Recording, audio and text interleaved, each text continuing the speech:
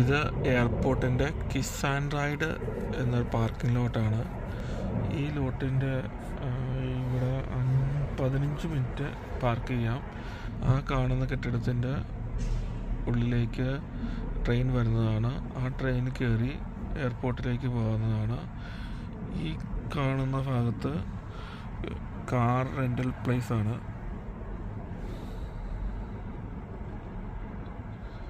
ഇതിൻ്റെ മുമ്പിൽ നിൽക്കുന്ന ഈ സെക്യൂരിറ്റിക്കാരൻ്റെ കാറ് മിക്കവാറും ഓണായിരിക്കും. ഈ ഒരു കാറ് മാത്രമാണോ ഉള്ളതെന്ന് അറിയില്ല. പക്ഷേ ഈ കാറ് കിയ തന്നെയായിരിക്കും. കിയ സോളാണ് പൊതുവെ കണ്ടിട്ടുള്ളത്. ഈ കാറ് മിക്കവാറും റണ്ണിങ്ങിൽ തന്നെയായിരിക്കും. ഇതിനധികം മൈലൊന്നും കാണില്ല. ഈ കാർ എന്നെങ്കിലും യൂസ്ഡ് മാർക്കറ്റിലെത്തുമ്പോൾ എന്തായിരിക്കും അവസ്ഥ? അധികം മൈലൊന്നും ഓടിയിട്ടുണ്ടാവില്ല. കുറച്ച് കഴിയുമ്പോഴേക്കും വണ്ടി പൊളിയാൻ തുടങ്ങും. ഓരോരോ പണികൾ വന്നു തുടങ്ങും. ഒത്തിരി പണികൾ വന്നു കഴിയുമ്പോൾ വിചാരിക്കും എന്താ ഈ കീ എന്താ കൊള്ളില്ലാത്ത. അധികം മൈലൊന്നും ഓടിയിട്ടൊന്നുമില്ല,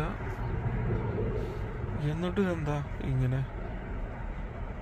അപ്പോൾ പറയും കിയ കൊള്ളില്ല, ഈ കാറ് കിയ വാങ്ങരുത്. പക്ഷേ എന്താ ശരിക്കുള്ള കാരണം? ഈ വണ്ടി എപ്പോഴും റണ്ണിങ്ങിലാണ്. മൈലും കുറവായിരിക്കും ഈ വണ്ടിയുടെ ഉള്ളിലെത്തുന്നത്. ഒരു ദിവസം അത്രത്തോളം മണിക്കൂറുകൾ ഈ വണ്ടി ഓടിക്കൊണ്ടിരിക്കുന്നുണ്ടാവും, വണ്ടി എൻജിൻ ഓടിക്കൊണ്ടിരിക്കുന്നുണ്ടാവും. എന്നാൽ വണ്ടിയിലധികം മൈലും കാണുകയില്ല. അപ്പം ഇതിന് ഒത്തിരി ഡാമേജ് വരും. ഇങ്ങനെയുള്ള യൂസ്ഡ് കാറുകളൊന്നും വാങ്ങാതിരിക്കുക നല്ലത്.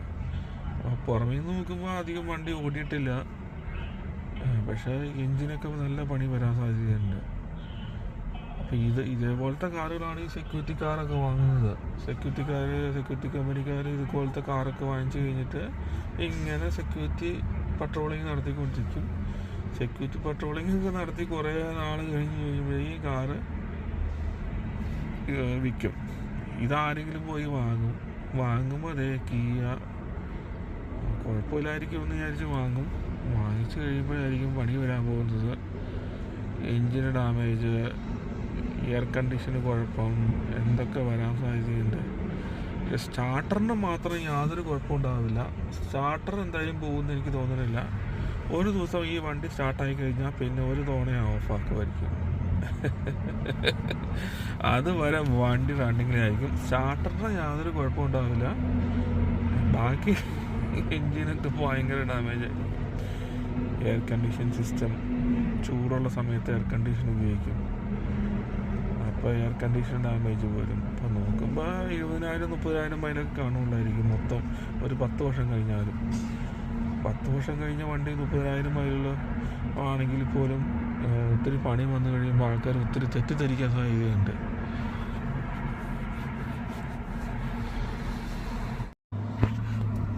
ഈ കാറ് റണ്ണിങ്ങിലാണോ അല്ലയോ എന്ന് ഞാനിപ്പോൾ കാണിച്ചു തരാം. ഇതിൻ്റെ പുകക്കുഴലിലേക്ക് നോക്കി കഴിയുമ്പോൾ അറിയാൻ പറ്റും. ഇങ്ങനെ സൂം ചെയ്യുകയാണ്. സൂം ചെയ്ത് കഴിയുമ്പോൾ ഇതിൻ്റെ അത് ചെറുതായിട്ട് ഇങ്ങനെ പുക വരുന്നത് സൂക്ഷിച്ച് നോക്കിയാൽ കാണാൻ പറ്റും. പിന്നെ ഇടയ്ക്കിടയ്ക്ക് വെള്ളത്തുള്ളികളും ചാടുന്നുണ്ട്. ഇങ്ങനെ റണ്ണിങ്ങിൽ ഇങ്ങനെ കിടക്കുമായിരിക്കും. എന്തായാലും സ്റ്റാർട്ടർ മോട്ടറിന് യാതൊരു കംപ്ലൈൻറ്റും ഉണ്ടാകാൻ സാധ്യതയില്ല. കാരണം ദിവസത്തിൽ ഒരിക്കലും സ്റ്റാർട്ടാകുമായിരിക്കും. അതോ ഇനി അടുത്ത ഷിഫ്റ്റിൽ സെക്യൂരിറ്റിക്കാരൻ വന്നു കഴിയുമ്പോൾ ഈ കാറ് ഓഫാകാതെ തന്നെ മറ്റവന് കൊടുക്കുമെന്ന് എനിക്ക് തോന്നുന്നു. ഇത് 24 മണിക്കൂറുള്ള സെക്യൂരിറ്റി കമ്പനിക്കാരുടെയാണെന്ന് തോന്നുന്നു. അപ്പോൾ അടുത്ത ഷിഫ്റ്റിൽ ആൾ വന്നു കഴിയുമ്പോൾ ഈ കാർ അതേപടി എടുത്ത് കൊടുക്കും. അപ്പോൾ സ്റ്റാർട്ടർ മോട്ടറിന് യാതൊരു കംപ്ലൈൻറ്റും ഉണ്ടാവുമെന്ന് യാതൊരു പ്രതീക്ഷയും വേണ്ടെന്ന് എനിക്ക് തോന്നുന്നു. കാരണം ഇത് സ്റ്റാർട്ടാക്കുന്നില്ലല്ലോ, ഓഫാക്കിയിട്ട് വേണ്ട സ്റ്റാർട്ടാക്കാൻ.